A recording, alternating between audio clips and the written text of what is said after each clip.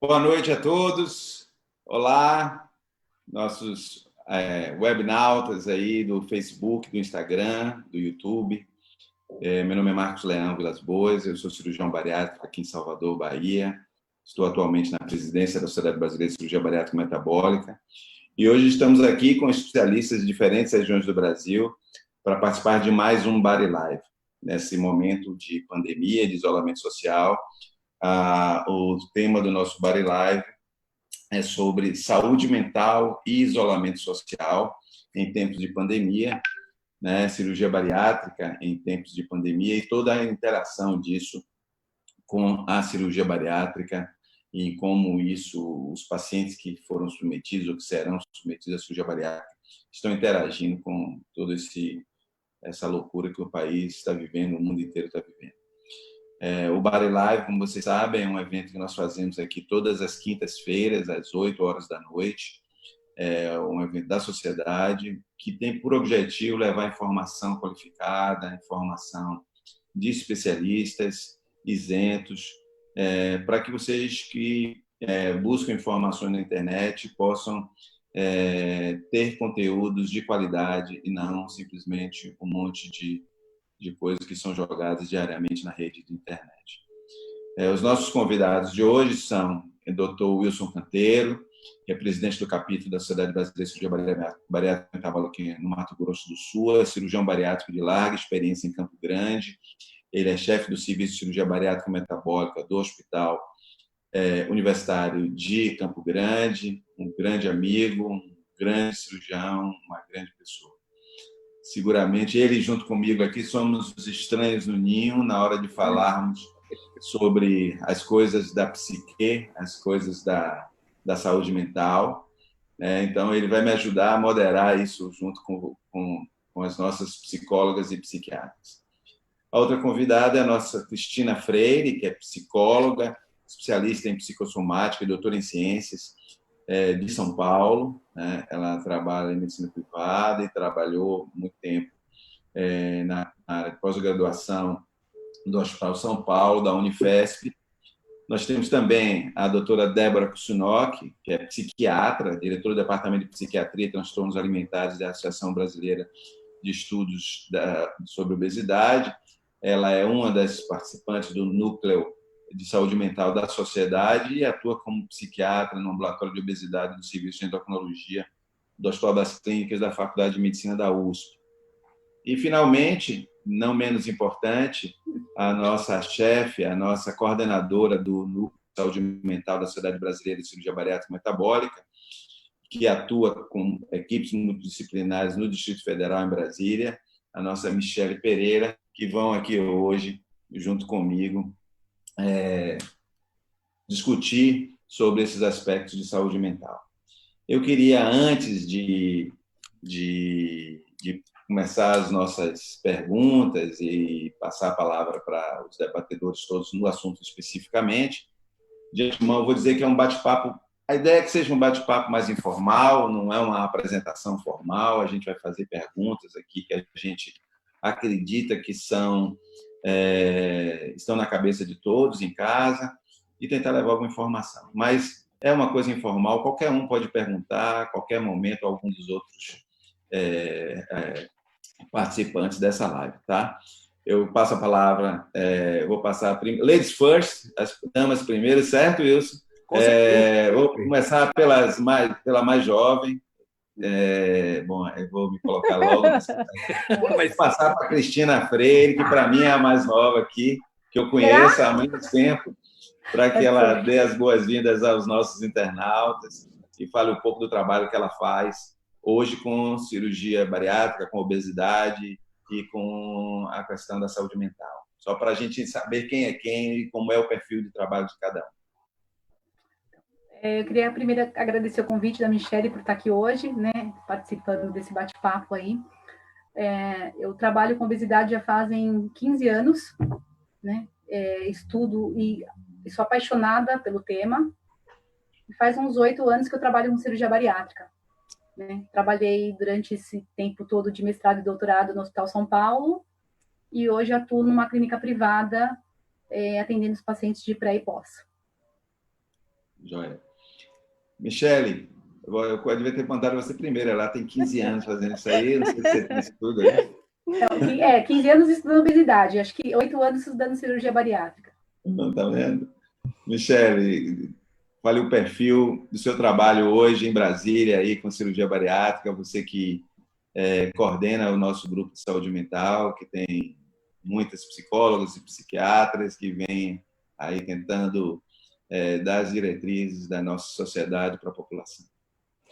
Bom, muito bom estar aqui, fico muito feliz de estar aqui nessa conversa, nesse bate-papo, né? Como você falou, doutor Marcos, a gente está aqui para tornar as informações mais acessíveis, essas informações de qualidade. Eu falo que eu sou uma amante estudiosa do uso da internet, das mídias sociais, essa influência que a gente tem aí em saúde em geral, né? Acho que no mundo, na realidade que a gente vive.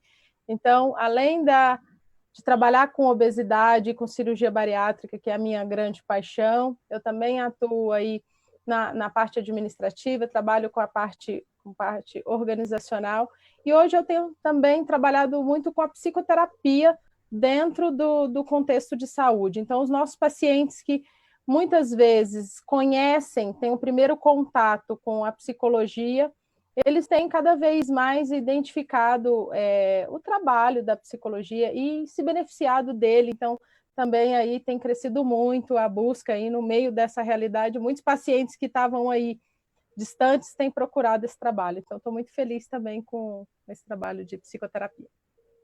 Joia. Doutora Débora Ksunoki. Débora está hoje no centro, né, do nosso país, numa das universidades mais importantes, na Faculdade de Medicina da USP, trabalhando junto com a ABESO, com a Sociedade Brasileira de Cirurgia Bariátrica há muito tempo, diferentemente das duas que antecederam, que são psicólogas. Débora é psiquiatra e tem uma larga experiência também com a outra vertente aí da saúde mental, que é a área da médica, mais especificamente. Fala aí como é que isso trabalha à frente no Hospital das Clínicas, como é que é o perfil hoje da sua atuação com cirurgia bariátrica, para que as pessoas entendam um pouquinho. Bom, obrigada por estar aqui, a todos vocês. É tão bom estar de novo falando aqui ao pessoal da sociedade, aos pacientes, a todo mundo que quer ouvir um pouquinho mais sobre o assunto. Eu trabalho com obesidade, transtornos alimentares e cirurgia bariátrica há quase 20 anos, então é ruim ficar falando isso, porque você vai falando quantos anos, pelo menos a mais, a gente tem as outras, mas tudo bem, não tem problema. Não tem problema. Isso hoje não é velhice, é experiência. Pois é. E de várias formas diferentes. É interessante estar ligado a uma sociedade ligada a endocrinologistas e a outras cirurgiões, e a gente está sempre vendo vários aspectos diferentes, né, de uma mesma doença tão multifacetada como é a obesidade, né? E tão multifacetada e com tantas facetas que são comuns aí com a saúde mental, apesar dela não ser uma doença mental. Perfeito. Ótimo. Professor Wilson Canteiro, meu amigo, antes de tudo, um prazer enorme ter você aqui, um grande cirurgião aí do Velho Oeste da nossa terra, né? Está aí em Campo Grande. E aí, conte aí para a gente como é que é o perfil lá, o seu trabalho hoje no hospital universitário, na medicina privada, hoje em cirurgia bariátrica. Conte aí para as pessoas. Eu sei, mas os outros não sabem. Boa noite a todos, boa noite aos nossos webnautas, né? É um imenso prazer ter recebido esse convite da nossa sociedade, na sua pessoa, meu grande amigo Marco Leão. E realmente, como disse a doutora Débora, eu também tenho 20 anos já praticamente fazendo cirurgia bariátrica, né? Só que eu comecei a operar aos 15 anos de idade, né? Então, é pouquinho tempo. Mas, assim, é um imenso prazer. Nós temos um trabalho bastante importante aqui no estado, nós somos um dos poucos hospitais universitários no Brasil que realiza a cirurgia bariátrica por vídeo, né? Temos uma grande equipe trabalhando conosco lá e eu sou um dos dos maiores defensores da equipe multidisciplinar. Eu acho que ninguém trabalha hoje em dia sozinho numa doença tão complexa como é a obesidade. Então, a presença de uma equipe multidisciplinar realmente é muito importante. Operamos também, temos o serviço no nosso privado de cirurgia bariátrica. Nós estamos sofrendo bastante agora, porque a pandemia ela chegou para nós aqui no estado já um pouco mais tardiamente e tem sobrecarregado todo o sistema de saúde, tanto privado como público. Mas, na medida do possível e com todo o cuidado, toda a segurança que a cirurgia exige, nós temos ainda conseguido operar alguma coisa. Mas são tempos difíceis. E eu acho que essa webinar nossa aqui é muito importante para trazer um pouco de acalento, um pouco de esperança para as pessoas que realmente estão em busca da cirurgia, nesse momento estão passando por dificuldade, com medo de procurar o seu cirurgião, de procurar uma equipe. E eu acho que a nossa função aqui agora é trazer um pouco de esclarecimento e com profundidade, com profissionalismo, para que a gente possa ajudar a nossa população obesa. Joia, obrigado, Wilson. Vamos começar aqui algumas perguntinhas, que nós pré-formatamos algumas perguntas, mas a qualquer momento nós podemos ter perguntas dos internautas que vão trazendo para a gente aqui e vão ajudando a gente a enriquecer a nossa conversa, né? Mas eu queria perguntar aqui, vou começar pela Cristina, como é que você está avaliando, como é que vocês avaliam, e depois ouvir a opinião dos outros, o impacto do confinamento, o impacto do isolamento social na gestão do comer, na gestão da obesidade, o quanto isso está piorando ou o quanto isso, de repente, pode estar favorecendo a melhoria. Vocês acham que isso está melhorando?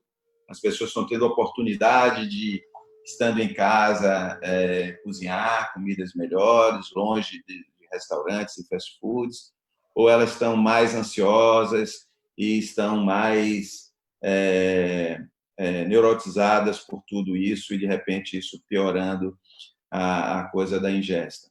Qual é a sua opinião sobre isso? Então, eu tenho recebido assim muitas queixas assim desse impulso para comer, né? Por mais que as pessoas estejam mais em casa, podendo preparar suas comidas, tem ainda muita gente aí descontando suas frustrações, raiva, sono, tristeza no alimento, né?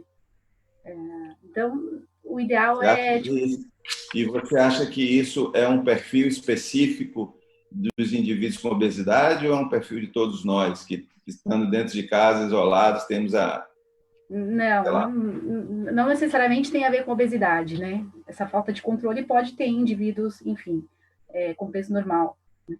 Mas é uma queixa que eu recebo no geral, até de pré como no pós-operatório hoje em dia, né?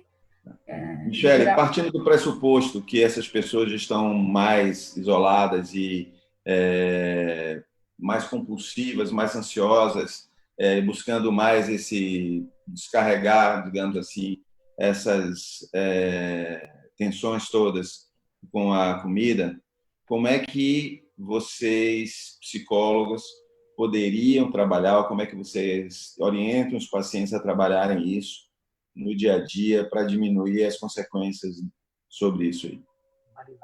Bom, é bom a gente, como a Cristina falou, a gente reforçar que não são só os nossos pacientes que sofrem de obesidade, que estão vivendo e que podem ter esses impulsos aí em comer, ou ter o sono alterado, ou ter aí várias questões influenciando o seu próprio cuidado em saúde. Então, isso é bom a gente reforçar aqui, porque senão a gente fica reforçando o preconceito com os nossos pacientes.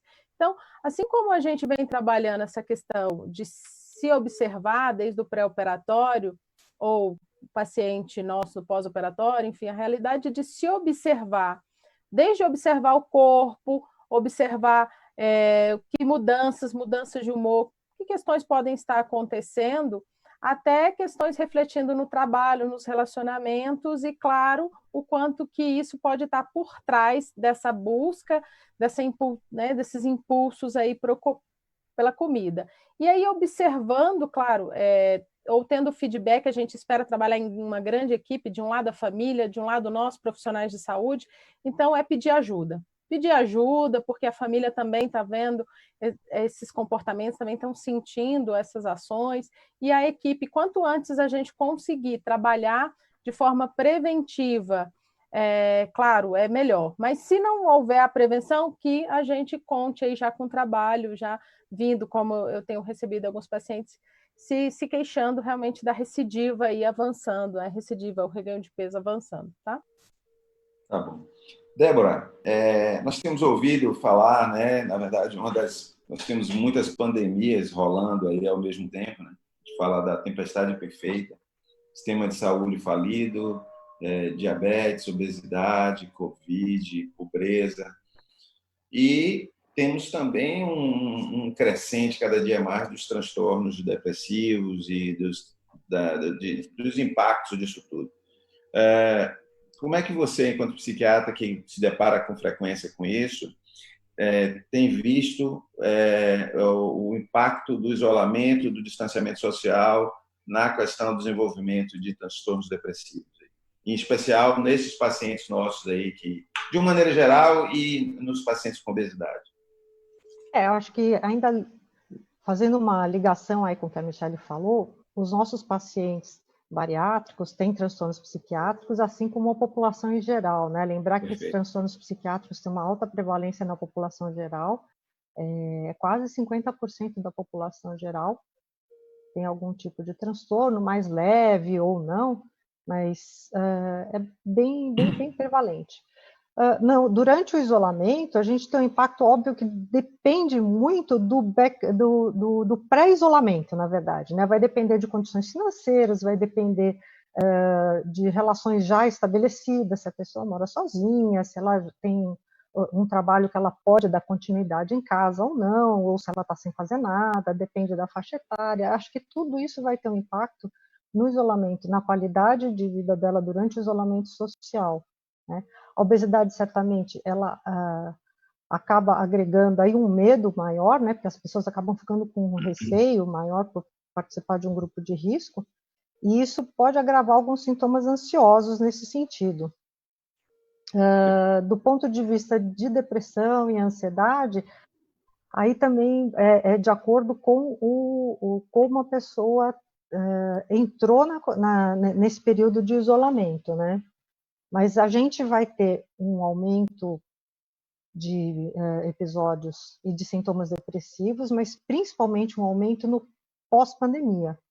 Provavelmente a gente vai ter muito mais casos durante o ano que se seguir a essa pandemia, mais até do que agora. Causa de quê? Por causa das perdas, ou por causa das perdas financeiras, por exemplo, perda de emprego, complicação das relações, ou... Olha, na verdade, isso eu estou falando, assim, não tem uma causa específica, não consigo delimitar uma causa específica. O que acontece é que nas pandemias anteriores, em estudos anteriores, quando você tem uma grande crise, você, durante a crise, você não tem um aumento tão significativo assim das doenças psiquiátricas, mas logo em seguida você começa a ter um aumento maior das doenças psiquiátricas. Em geral, na população geral ou em populações específicas, tanto faz. Você tem um aumento posterior, isso no ano consecutivo. Teve no H1N1, teve em outras pandemias também, nos locais onde foram mais atingidos. Perfeito. Eu gosto muito de ouvir, é importante que a população que está nos assistindo perceba, nós ouvimos aqui de duas psicólogas e de uma psiquiatra, o que acontece, que nós não temos um perfil psicológico típico do indivíduo com obesidade. A gente tem que acabar com esse preconceito. Existe transtorno psicológico, psiquiátrico em pessoas com obesidade, como existe na população em geral. A questão é que, às vezes, existem questões que trazem transtornos psicológicos ou psiquiátricos e que se deparam com o cirurgião bariátrico ou com o indivíduo que cuida do obeso e que devem ser endereçados, devem ser tratadas simultaneamente com a obesidade. E, eventualmente, alguns transtornos também podem suceder a casos graves de obesidade durante muito tempo, fruto de diversos mecanismos que nós vemos de abuso verbal, de preconceito, de bullying e agressões, etc., que podem piorar, mas que é importante que a gente comece a mudar esse preconceito de achar que o indivíduo, por ter obesidade, ele necessariamente tem um transtorno psicológico ou um transtorno psiquiátrico. Isso não é verdade. Wilson, e como é que você hoje está lidando com o medo das pessoas, dos seus pacientes aí, o medo de fazer cirurgia bariátrica, o medo de, por terem feito cirurgia bariátrica, estarem mais expostos à epidemia, ou que é ao contrário, exatamente, ou por medo da obesidade estarem mais vulneráveis? Como é que tem sido nesses tempos de pandemia aí no Campo Grande? Isso é um grande desafio, né, Marcos? A gente observa que, inclusive, rodou muito na internet e chegou até a sociedade. Inclusive, a sociedade fez uma declaração a respeito disso, né? As pessoas com muito medo, quem já tinha feito a cirurgia bariátrica, dizendo que elas estavam nos grupos de riscos, né? Entre os grupos de risco, quando na verdade não. Quando na verdade quem fez a cirurgia bariátrica e já se encontra no peso praticamente normal ou em perda de peso, ela vai se afastando dessa possibilidade à medida que as suas comorbidades também vão sendo controladas ou mesmo inexistentes naquele momento, né? Mas isso, mesmo através de teleconsulta, que a gente tem feito muito isso por conta da situação de não ter aglomeração em consultório, né? Isso tem, inclusive, regras para você fazer atendimento. A gente observa que o paciente realmente fica muito angustiado, né? A Débora colocou bem essa situação, não só das pandemias, mas a gente, ao longo da história, a gente vê isso também nas grandes guerras, né? Em grandes perdas populacionais por outras causas, que realmente a sequela emocional, psiquiátrica pós esses eventos acaba sendo muito maior mesmo, né? Então, nós temos, basicamente, tem o paciente que já foi operado e o paciente que quer operar.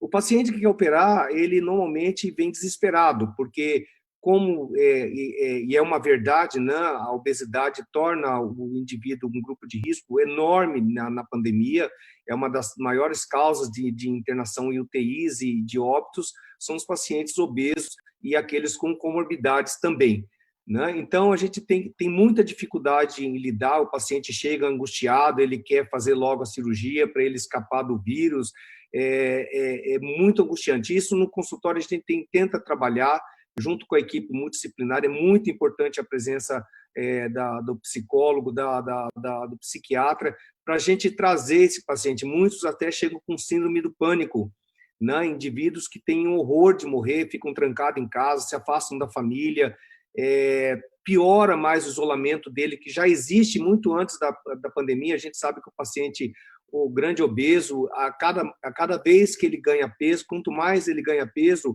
mais ele se isola do mundo, né? Mais a casa dele acaba se transformando num próprio quarto, onde ele não quer sair para nada. Ele tem vergonha, ele tem receio, ele tem medo de ser julgado. Então, essa situação na pandemia, ela se agravou muito. A gente tem muita dificuldade em cuidar desse paciente. E a gente tem que fazer realmente o que a gente chama de acolhimento. Você trazer o paciente e tentar fazer uma teleconsulta com ele a cada 15 dias, se necessário, uma vez por semana, para tentar orientar esse paciente, dizer para ele, no pós-operatório, que ele está saindo dessa situação de perigo que a pandemia pode oferecer, orientar a própria família do paciente, para que ela também tenha os cuidados, principalmente quem ainda não operou, né? E isso faz com que a piora do isolamento, quanto mais a gente fica isolado nessa situação, para esse tipo de paciente é muito ruim. Eu gostaria, doutor Marcos, posso só fazer uma observação sobre um assunto que ele colocou aqui em relação a esses aspectos dos fatores de risco. Há uns 10 dias atrás, nós estávamos discutindo, junto dentro da diretoria, para a gente ver como a gente poderia fazer uma pesquisa populacional para vermos como os nossos pacientes operados estavam indo no meio da pandemia em relação à infecção por Covid. E estava estudando isso quando no mesmo dia nós eu recebi uma pesquisa realizada na França com pacientes com obesidade, não sei se chegaram a ver. Fizeram uma pesquisa no sistema de saúde francês com mais de 4 milhões de pessoas que tinham tido algum tipo de internamento nos 7 anos que antecederam agora a pandemia, entre 2012 e 2019, e dão mais ou menos os 4 milhões de obesos que foram internados por diversas razões.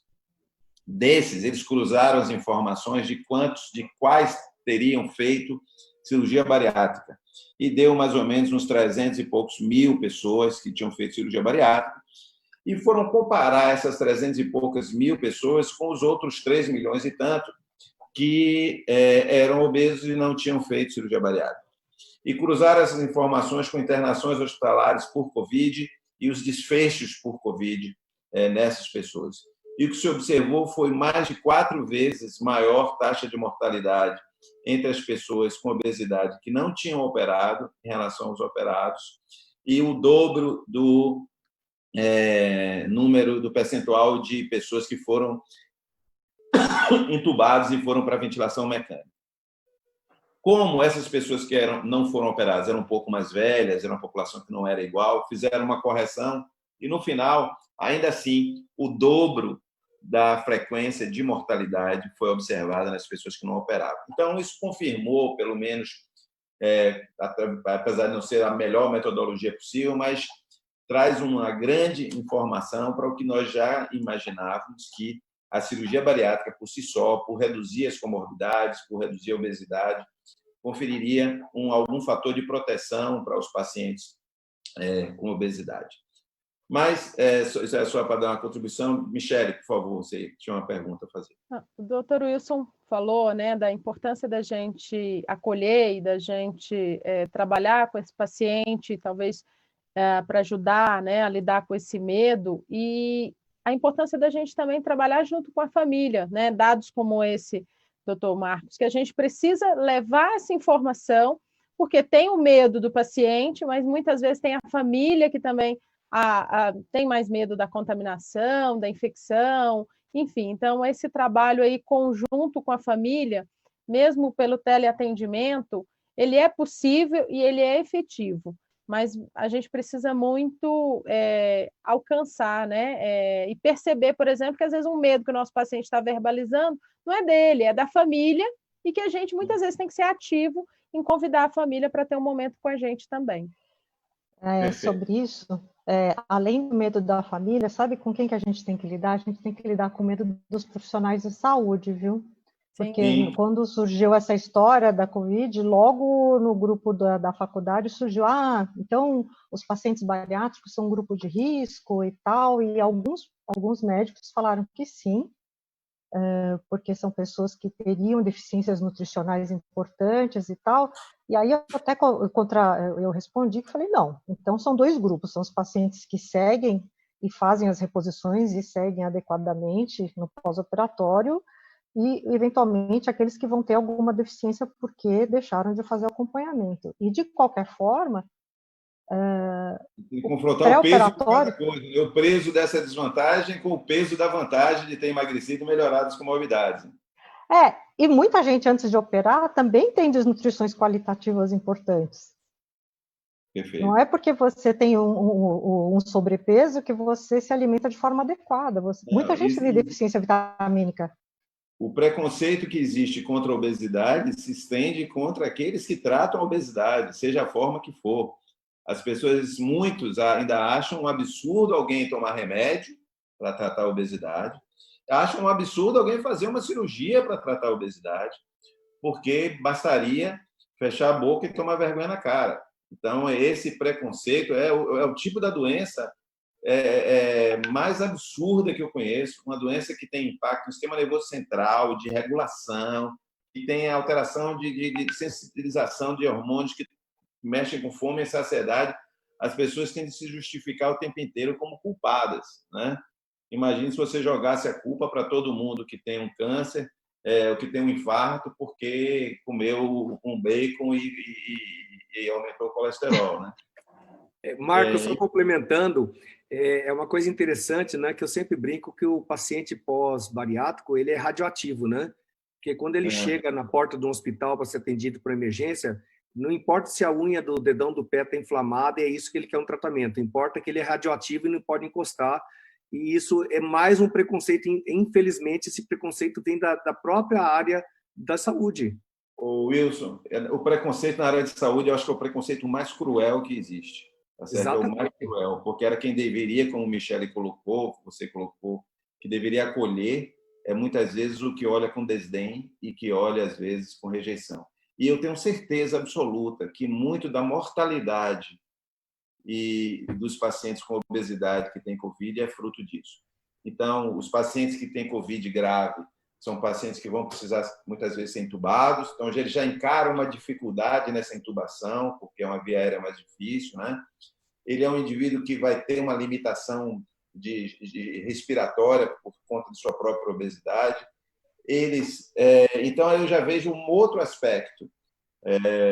Muitas vezes tem sido colocado o paciente que está com Covid grave em posição pronada, ou seja, deitado com o abdômen para baixo. E isso tem que ficar rodando esse paciente. Coloca um tempo, depois coloca ele com a barriga para cima novamente. Aí pode até ser preconceito meu também, mas eu tenho quase que certeza, por conhecer os profissionais de saúde de uma maneira geral, que deve haver muitas situações onde, bom, aquele paciente ali mais pesado a gente vai rodar menos porque ele dá mais trabalho. Aquele ali a gente não adianta a gente fazer muita coisa porque ele é muito obeso. Então, existe esse preconceito dentro da área de saúde em todos os aspectos, né?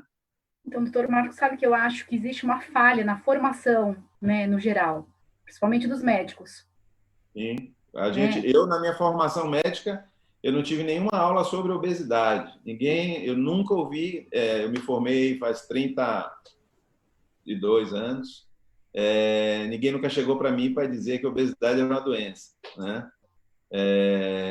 Mas a coisa, felizmente, eu acho que está mudando, né? Ontem eu participei de uma reunião de uma liga acadêmica, olha bem, liga acadêmica de endocrinologia e metabologia, e fizeram um evento de causar inveja a muitas sociedades, um evento online, que a Avon até deu aula lá, foi espetacular. Então, começando, isso que a Avon até falou isso no final, que foi uma mensagem bacana, de que, olha, vocês precisam entender que a obesidade é uma doença, precisa ser tratada, não é uma doença mental, é uma doença que precisa ser tratada e encarada com seriedade. Mas, continuando aqui nosso papo, eu queria perguntar para vocês, para a Débora primeiro aqui, quais são os sinais de alerta que um familiar ou a pessoa deve ter, seja após cirurgia bariátrica ou não, de que ela precisa ir mais rapidamente ao psiquiatra, porque a coisa pode estar um pouquinho complicada em relação à saúde mental. Em geral, as doenças, elas acabam tendo aspectos normais do seu dia a dia, só que eles ficam mais exacerbados, né? Quando o que você tem está começando a atrapalhar demais o seu dia a dia, está interferindo na nossa capacidade laboral, né? Você não consegue mais trabalhar direito, o seu rendimento na escola ou no trabalho piorou, quando isso afeta relações familiares, quando começa a dificultar demais a sua vida, e quando começa a ter alguns sintomas físicos, do tipo alteração de sono, alteração de apetite, para mais ou para menos, tanto faz. Tem pessoas que dentro da mesma doença, como depressão, por exemplo, tem gente que perde apetite, tem gente que ganha apetite, tem gente que fica mais sonolento, fica extremamente lentificado, tem gente que fica super agitado e não dorme, mas também não fica muito produtivo, porque fica muito disperso. Então, assim, quando começar a atrapalhar demais, vale a pena pedir uma avaliação, dar uma olhada, ver o que é que está acontecendo, né?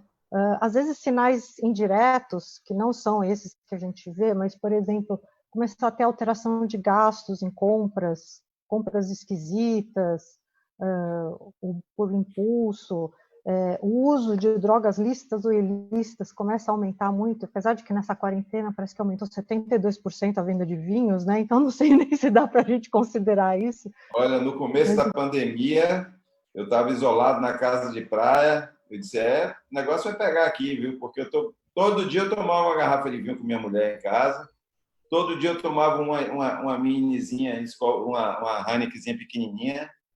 Eu disse, pô, peraí, vamos dar um tempo aí. Finalmente, no meio da pandemia para cá, a gente parou com isso, mas no começo foi foi punk. E isso parece que foi uma coisa geral, né? Todo mundo estava bebendo mais. Não, foi geral, foi geral. 70, acho que saiu hoje, não sei em que veículo, não sei se foi no Estado, na Folha, em algum desses grandes saiu, 72% de aumento de venda de vinho, não é pouca coisa. Mas, assim, um aumento de consumo de tabaco, de álcool súbito, às vezes mudanças de humor bruscas, inesperadas, né, destemperos inesperados, a pessoa perde o controle com muita facilidade, é sinal de que já não está dando mais para segurar e está atrapalhando de alguma forma. Se o psiquiatra achar que não tem nada, ele vai falar que não tem nada, que isso é decorrente da situação que a pessoa está vivendo. Então, assim, não precisa ter medo de fazer avaliação. Você não é porque você vai a um psiquiatra que você vai sair com carimbo e uma receita na mão, né? E muitas vezes o psiquiatra vai lá e as pessoas não sabem, né? Mas na consulta psiquiátrica, como a gente é médico, a gente pergunta se tem problema de tireoide, a gente pergunta se está tomando as vitaminas, no caso do paciente que já operou, porque tem várias doenças que dão sintomas psiquiátricos, algumas deficiências vitamínicas no pós-operatório, algumas alterações endocrinológicas, tem um monte de coisa que pode dar sintoma psiquiátrico, infecciosas, reumatológicas, tudo, e a gente pergunta tudo, a gente tem que excluir tudo. Na verdade, a pessoa vai passar por um check-up quando vai no psiquiatra, ela não sabe, mas a gente pede exame, a gente vasculha, olha tudo. Então, assim, vale a pena dar uma passadinha se estiver atrapalhando demais a sua vida. Mas esses sinais principais, assim, de estar atrapalhando demais, estar perdendo o controle, seja com compras, com comida, com coisas que está fazendo, com emoções, e sintomas físicos, às vezes até aumento de dores e dificuldade de lidar com coisas que antes conseguia lidar com mais facilidade, são alguns sinais, né, importantes para ficar atento. A família tem que ficar atenta e às vezes a pessoa não consegue ir sozinha. Alguém realmente tem que ir lá, pegar pelo braço e levar. Tá bom. Cristina, você hoje, como é que vocês trabalham, por exemplo? É muito comum, principalmente em jovens, eu opero bastante adolescentes, e eu acho que essa questão do sono é uma questão muito importante, seja como origem, seja como consequência.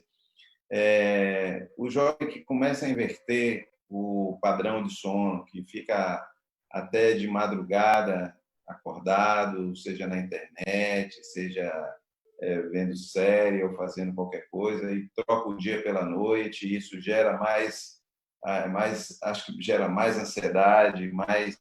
Como é que você hoje, na psicologia, consegue trabalhar esse tipo de coisa para melhorar esses hábitos de vida desse paciente hoje? Então, porque essa pandemia parece que para alguns jovens eles estão constantemente de férias, né? Sim. Então, não tem hora para dormir, não tem hora para almoçar. Aí estamos tudo piorado, né, agora, nesse momento. Mas até no dia a dia normal já tem isso. Sim, mas agora está acentuado, né? Então, eles não têm hora para dormir, não têm hora para almoçar, não têm hora para jantar. Não só eles, mas a família no modo geral, né? Então, é a importância da rotina, né? Tipo, na família, não só dos jovens, mas assim, mesmo que não tenha escola, né? Algumas escolas são online, mas as aulas ficam lá gravadas. Então, alguns podem assistir a hora que quiserem. Então, quando você trabalha com isso, quando você pega um paciente que você está na fase de preparo, de avaliação, que você identifica um comportamento desse, independente de pandemia, vocês tentam trabalhar isso no pós-operatório para tentar modificar esse padrão? Porque eu acho que isso é incompatível com o ritmo de vida normal. Não sei se eu estou equivocado também, mas eu acho que a gente precisa acordar um pouco mais cedo, precisa dormir um pouco mais cedo para a gente ter saúde. não, sem dúvida. A gente não espera chegar ao pós-operatório para a gente trabalhar, né? As mudanças a gente tenta colocar já no pré-operatório, né? Explicar a importância do sono para a perda de peso, para a manutenção da perda de peso. O sono ele é fundamental, né? Então, a gente tenta trazer essas mudanças tipo, já no pré-operatório, né? E, se for o caso, na maioria das vezes, tratar a família como conjunto. Tá. Michele, e me conte um pouquinho como é que vocês estão trabalhando aí nesse período de pandemia. Acho que Brasília já está mais aberto. Como é que está aí? Então, Brasília a gente teve umas ações aí, né, políticas, né? O governo trabalhou aí de uma forma em que, pelo menos, a expectativa é que a gente está mais estável, né? Está aumentando o número de casos, até a complexidade dos casos, né, que vão para a UTI, as informações que a gente tem de uma recuperação mais rápida, um menor tempo de internação. Então, pelo menos até onde chega a mim, eu tenho uma paciente, por exemplo, que é de uma enfermeira-chefe de um grande hospital, ela tem trazido boas notícias sendo essa realidade. Mas minha pergunta é assim, vocês têm feito atendimento presencial exclusivo, telemedicina exclusiva ou mix? Uhum. Então, eu tenho feito os dois, né? Eu voltei a atender presencial, então a gente tem aqueles cuidados, eu falo o momento do álcool, tem toda uma organização ali junto com o paciente para poder manter, né, os cuidados, mas o teleatendimento ainda está sendo a maior, né? A procura está sendo grande pelo teleatendimento. Então, tanto dos pacientes de pré-operatório estão voltando com força, como os pacientes de pós-operatório que estão sentindo aí os efeitos, os impactos psicológicos aí do isolamento, as questões aí, como a Débora falou, né, que estão aparecendo e que às vezes é bom a gente falar que são questões que talvez refletem questões de uma história de vida inteira.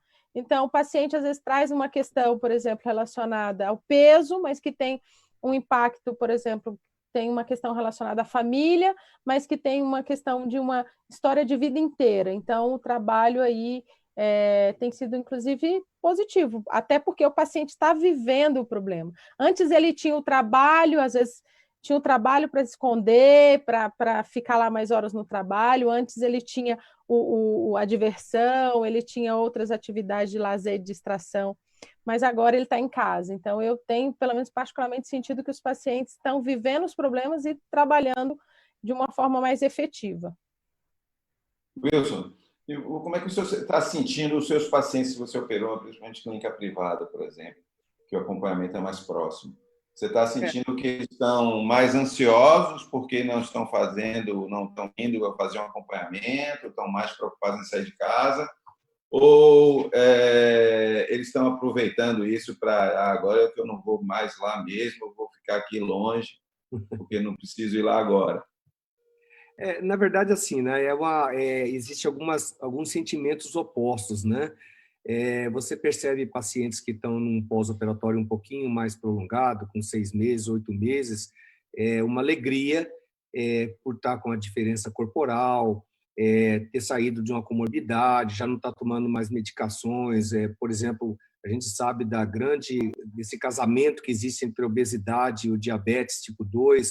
Então, quando o paciente, ele na teleconsulta, ele se diz está muito feliz por conta de ter se livrado de uma insulina, de ter se livrado de um monte de medicamento, do antihipertensivo. Então, mas ao mesmo tempo também ele está angustiado, porque as meninas podem até complementar isso, né? Mas quem emagrece, quem está com um visual diferente, quer sair, né? Quer mostrar esse visual, quer se mostrar para a sociedade, quer mostrar que é uma outra pessoa.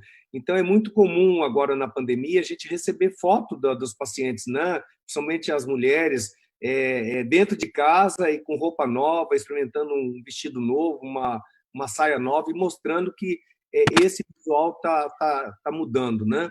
Mas há realmente um sentimento de angústia também, porque, como a gente havia dito no começo, essa questão de ter tentado se casar a questão do paciente pós-operatório de bariátrica com a chance maior de pegar o COVID, realmente traz uma angústia para o paciente. Mas, assim, na medida do possível, eles tentam voltar. Mesmo no hospital universitário, que a gente tem uma incidência muito grande de pacientes do interior, mais de 50%, 56% mais ou menos de quem a gente opera são os pacientes do interior. E esses pacientes realmente são mais angustiados, porque eles têm vontade de voltar, eles querem fazer o retorno, eles querem fazer os exames de rotina, e a angústia maior de não poder ter o acompanhamento. Na verdade, não é tanto tentar fugir da gente, não são poucos os que fogem, né? Principalmente o pessoal que está fazendo arte na pandemia, realmente alimentar dentro de casa, né? Eles tentam até fugir um pouquinho, mas a grande maioria, ele quer voltar, ele quer ter o acompanhamento médico, e isso é muito importante, que é aquela coisa que a gente está comentando, o acolhimento. Quanto mais a gente se oferece para o paciente, a gente está disponível para o paciente, mais o paciente quer ficar em contato com a sua equipe, né? Então, eu acho que isso gera muito mais angústia de ter o acompanhamento da sua equipe, estar perto do seu médico, da sua psiquiatra, do seu psicólogo, né, do que realmente tentar fugir nessa situação. Tá joia. Débora, como é que você tem visto a questão das medicações em relação aos pacientes que têm transtorno depressivo, transtorno bipolar e tal, no pós-cirurgia bariátrica? Porque eu acho que muitos passam por um período de euforia, né, de melhora, e que, não, obviamente, muitas vezes não tem correlação com a sua doença psiquiátrica de uma maneira geral, mas que, talvez influenciados por isso, tem uma tentação de parar de tomar medicações, etc, etc. Isso é uma realidade ou é uma viagem minha aqui? Eu acho que até pode ter essa tentação, porque, afinal de contas, é chato para burro ficar tomando remédio, né? Claro. Ninguém gosta. Mas você sabe que, de verdade, nos primeiros 18 meses, 24 meses, você tem uma melhora muito importante de sintomas depressivos, sobretudo sintomas depressivos nessa população, na população que foi operada, né? E muitos não precisam de medicação. Perfeito. Mas precisavam antes. Precisavam antes, e nessa fase eles não precisam, não quer dizer que eles não vão precisar depois, em algum momento, porque toda vez que você tem um episódio depressivo, você tem uma chance aumentada de ter um segundo episódio depressivo. Isso você tendo ou não feito a cirurgia, isso não tem nenhuma relação, isso é da patologia em si. Então, você teve uma vez, pode ser que você tenha outro, mas muita gente acaba ficando sem medicação. A gente fica, alguns pacientes têm alta, alguns voltam depois de um tempo e tal, mas volta se tiver algum sintoma, né? Volta, é orientada a voltar se tiver algum sintoma, a gente faz uns contatos esporádicos, mas assim, eu acredito que a maior parte fique realmente bem. Perfeito. Isso para os sintomas depressivos especificamente falando, né? Certo. Michele, como é que você tem seguido aí esses pacientes no pós-operatório? Porque a gente sente que antes da cirurgia eles vão, porque são praticamente obrigados, né, a fazer a avaliação psicológica. Uhum. Juram por todos os santos que vão fazer no pós-operatório. Na verdade, já se ajoelham, prometem. Sim. E depois passa um tempinho, nobody come back, né? Ninguém mais volta. Como é que você tem tratado essa questão para melhorar a aderência dos pacientes ao acompanhamento psicológico no pós-operatório? Que conselhos você dá para os médicos que estão aqui, para os outros psicólogos que estão assistindo a gente, para que a gente consiga linkar mais esse doente com a equipe multidisciplinar? Tá. A gente diz que, apesar de também ter uma fala, né, de que talvez o paciente que foi obrigado aí no pré-operatório, ele precisa desse acompanhamento no pós, mas tem paciente que fica bem no pós-operatório. Claro, muita gente, né, que não precisa. Tem gente que não precisa. Então, por exemplo, né, a gente tem o acompanhamento, algo breve, focal. Aqui, por exemplo, a gente usa muito grupo de apoio. Então, mesmo no meio da pandemia, os grupos a gente realiza usando as ferramentas, as tecnologias. Então, uma vez por mês eu realizo o grupo de apoio. O próximo, inclusive, a gente vai falar de recidiva de peso, tá aí para a gente estar trabalhando essa questão, que é um medo, né, que os pacientes têm, uma vez que estão bem, e aí é uma forma de trabalhar a prevenção. A referência e a contra-referência da equipe multidisciplinar é muito importante. Então, como a Débora falou, o paciente que às vezes vai com uma queixa, que descobre talvez não é um problema psiquiátrico, é uma deficiência nutricional, que precisa de uma reposição, mas que o psiquiatra percebeu, puxa, você está trazendo várias vivências estressantes, que tal você volta na psicóloga, né? Uma sugestão, a gente diz que às vezes quando vai obrigado pela família, ou obrigado pela equipe, às vezes fica muito... Às vezes o paciente nem quer ir, só que a depender da fala que a equipe trouxer, como o doutor Wilson falou, né? Esse acolhimento, puxa, olha só, você disse que foi tão bom o seu trabalho no pré-operatório, acho que pode te ajudar agora no pós-operatório. Então, esse trabalho da equipe multidisciplinar referenciando entre si é muito importante. O uso das mídias sociais é uma outra ferramenta que a gente tem, que, por exemplo, eu já tenho recebido paciente de outros estados. E isso também é muito legal, porque o paciente agora viu que a tecnologia funciona e que ele, inclusive, pode atravessar fronteiras aí, né?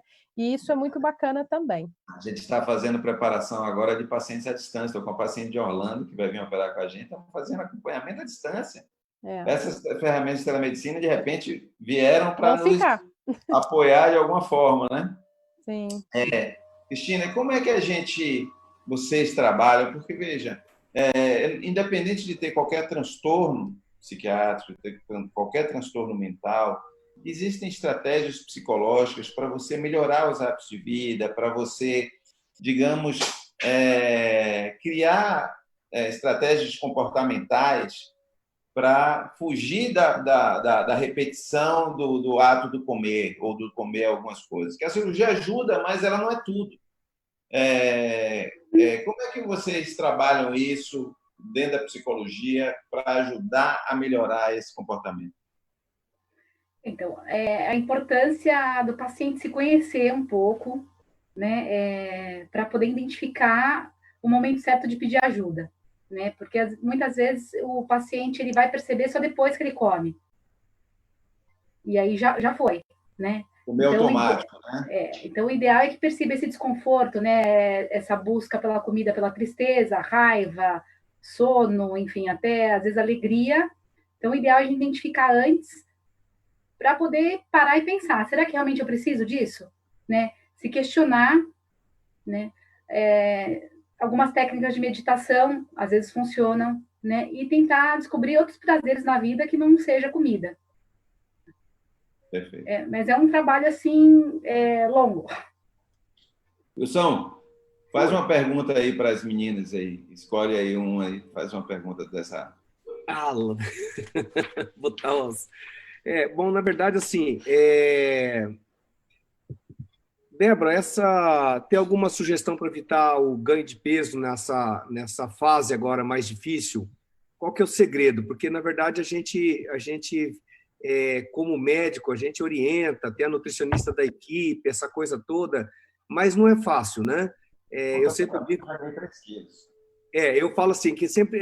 eu até oriento o paciente, falo assim, olha, é uma grande oportunidade para você que está em casa, que não está conseguindo sair, aprender a cozinhar, por exemplo, né? Fazer a própria comida, desenvolver uma habilidade que seja como uma válvula de escape, um conhecimento maior e até você melhorar a qualidade, porque a tendência de todos nós nesse isolamento, nesse momento, terceirizar a nossa alimentação, né? Fica mais fácil pegar o telefone, ligar e pedir alimentação. O que a gente pode incrementar nesse momento o que o paciente precisa saber? Como é que ele pode se organizar dentro de casa, mentalmente, para isso? Organização, acho que é uma coisa que é o segredo de tudo, né? Organização que vai desde você ter uma rotina e acordar, e ter hora para comer, e ter hora para jantar, e ter hora para fazer, né? Ter hora para tudo. Isso é super importante. A Bíblia já falava disso, né? Tem um trecho que é a hora... Ele falava disso, mas de verdade é importante isso, porque se você mantém os hábitos ao longo do dia, você consegue manter regulações hormonais adequadamente, você consegue manter comportamentos mais sob controle também, né? Você fraciona um pouco mais as refeições, acho que fica um pouco mais fácil. A questão de você fazer ou não fazer comida, de novo, vai depender, né, de como é que está o seu dia a dia. Teve um super aumento também de consumo de comidas super processadas. Isso eu não tenho a estatística, mas parece que houve um aumento generalizado, isso na população toda, de todos os tipos de comidas super processadas. Mesmo com todas as tentativas que eu vejo de todas as pessoas conhecidas que eu tenho fazendo comidas diferentes, né? Só que muita gente também está fazendo doce, bolo. Aí que mora o perigo, né? Aí é um problema. O que a gente, nessa hora, assim, tem que organizar. Não tem jeito. Quer fazer doce, quer fazer... Faz. Acho que a gente não pode ser rígido. né? Claro. E pode ser que tenha um pequeno ganho na quarentena, afinal de contas, ninguém está saindo, a gente começou a poder sair agora para fazer uma atividade física, também não é para a gente se martirizar, pelo amor de Deus, já é uma situação tão complicada. Se você não ganhar muito, pensa em 1 quilo só, alguma coisinha, tudo bem, a gente reverte isso. O bom da cirurgia é que, quando você faz a cirurgia, a hora que você faz direito, você perde o peso também, né? Então, é bacana isso. Só não ganhar demais. Então, você tem que se organizar. Acho que esse é o maior segredo. Organizar na hora de fazer as compras, não comprar muita bobagem, não ir com fome ao supermercado, para não comprar bobagem demais, né? Quando você comer, organiza a sua refeição. Então, assim, não é para pegar as coisas e comendo em pé, ir na frente da televisão ou do computador e comer. Não, senta à mesa, bonitinho, faz o prato, olha o que você está fazendo. Presta atenção, isso é importante. Se possível, faça as refeições em família. Se você está sozinho, deu preguiça, tudo bem, organiza. A melhor coisa é sempre organizar. Organizar a compra, organizar a refeição, organizar seu dia. Evitar períodos onde você vai ficar muito tempo ocioso e aí vai começar a vir aquela preguiça, aquela vontade de pegar aquele negócio e tal que você tem no armário, que nem deveria estar no armário para começar, né? Coisas que você sabe que você não deveria comprar, mas, enfim, organiza o seu armário, tudo isso é organização mesmo. E óbvio, faz o que der, né? Se não der, também não vai ter alguma coisa por causa disso. Faz dentro do possível, dentro do que a família conseguir também tolerar, né? E o seu dia a dia.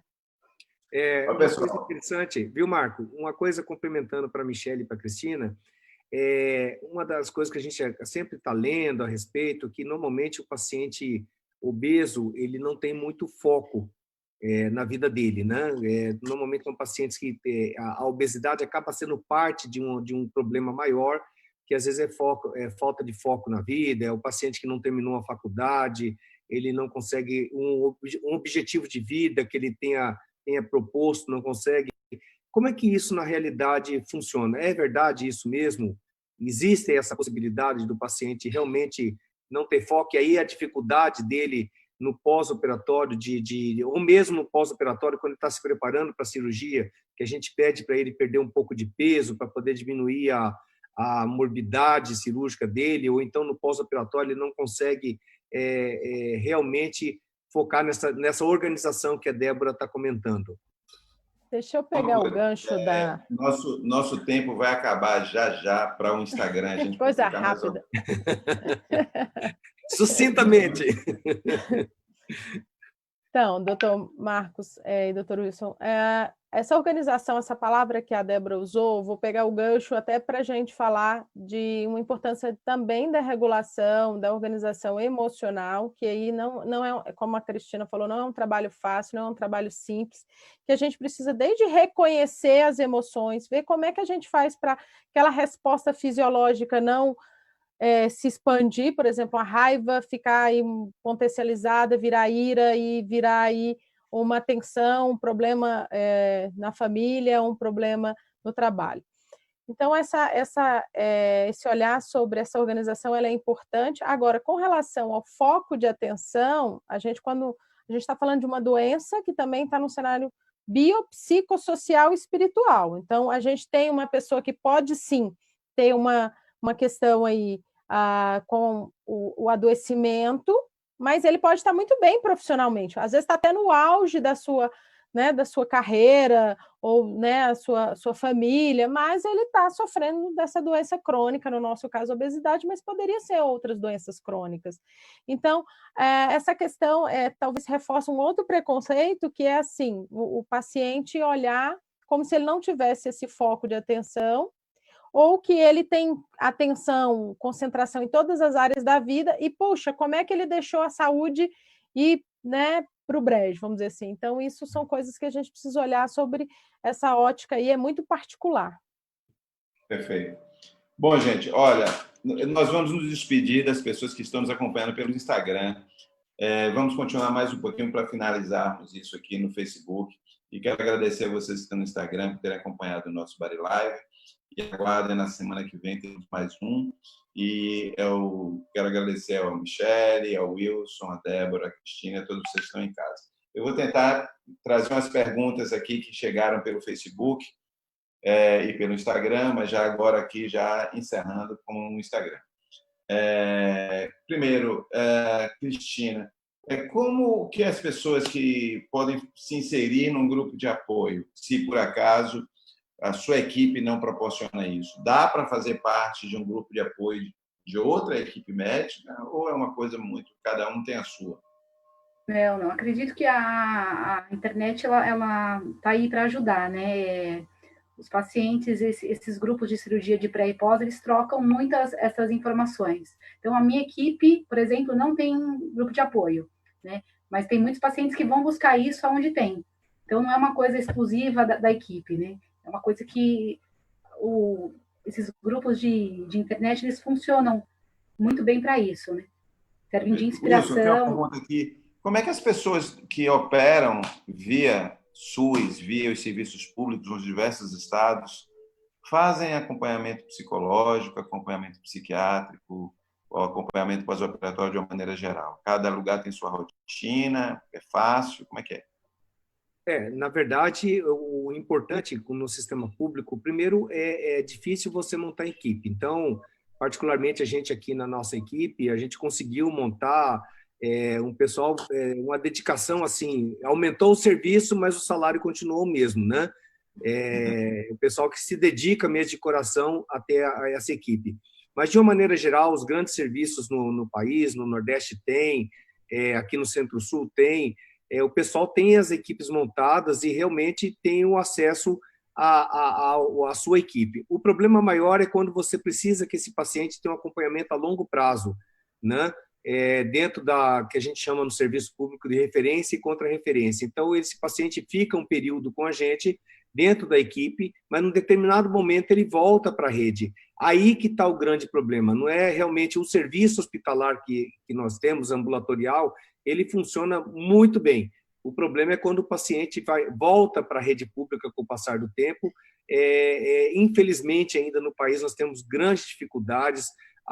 Nós temos uma carência muito grande de psicólogas, de psiquiatras, de endocrinologistas para acompanhar esse paciente no pós-operatório. Então, esse paciente acaba caindo numa massa de pacientes que precisam também desses acompanhamentos, que não são bariátricos, né? E acaba se perdendo. Muitos acabam voltando para a gente no nosso serviço depois de 2, 3, 4 anos, pedindo, pelo amor de Deus, para voltar na equipe, para ele com reganho de peso, com problemas psiquiátricos importantes, com deficiências nutricionais importantes, porque ele não conseguiu, dentro da rede pública, esse acompanhamento. E piora mais ainda em estados em que você tem um serviço na capital bom, mas o interior não é, essa rede não é interligada e acaba se perdendo. Realmente é um desafio.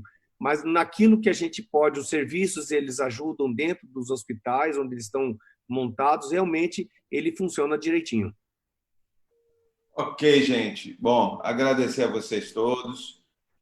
Nós vamos ter de encerrar. Quero que Cristina faça aí suas considerações finais, depois Michele, depois Débora. Coisa rápida, que a gente já passou muito tempo.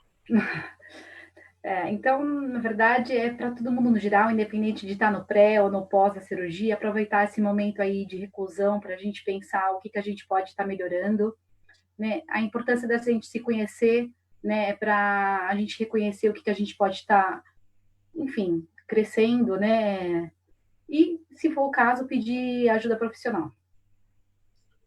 Joia. Michele.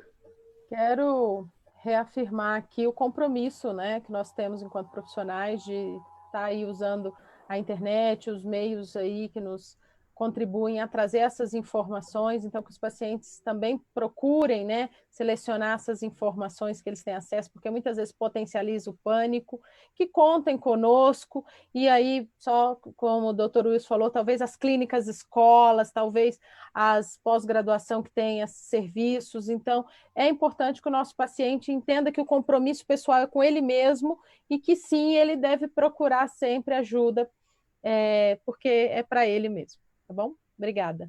Obrigado. Débora. Bom, eu espero que toda essa dificuldade que a gente está passando agora com essa pandemia sirva para novos meios, para a gente conseguir expandir o nosso atendimento, para conseguir atingir mais pessoas e conseguir dar mais qualidade de vida para muita gente. Tomara que tudo isso passe e fique a parte melhor, que vai ser o que a gente vai conseguir desenvolver aqui. Obrigado, querida. Wilson, por favor, feche aí o nosso Body Live. Você vai ser as últimas palavras. Muito bem. É importante que as pessoas entendam que realmente nós temos uma sociedade forte, né? Tanto a Coesas como a Sociedade Brasileira de Cirurgia Bariátrica. Nós estamos à disposição, nós temos site, e nesse site tem muitas informações, são informações oficiais de profissionais de qualidade, que pode trazer uma ajuda maior para aqueles que querem buscar a cirurgia bariátrica, né? Principalmente agora, depois da pandemia, espero que as comunidades médicas entendam que nós lidamos com uma doença grave, crônica, né, que esse preconceito contra a cirurgia bariátrica realmente diminua, porque nós temos uma pandemia que realmente está sendo o espelho de que uma doença pode ser o fator primordial na morte causada pelo vírus. Agradeço a todos em nome da sociedade brasileira, que a gente possa sair desse momento na paz de Deus e que a gente possa construir um país melhor aí com todo esse aprendizado. Obrigado, Wilson. Não tenho mais nada a falar depois do encerramento do nosso querido Wilson Canteiro. Ele já deu a dica. Vamos no site sbcbm.org.br.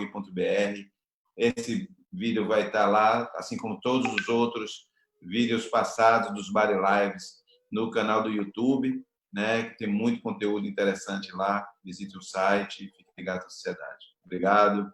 Boa noite. Se cuidem, fiquem com Deus. Boa noite a todos. Boa noite.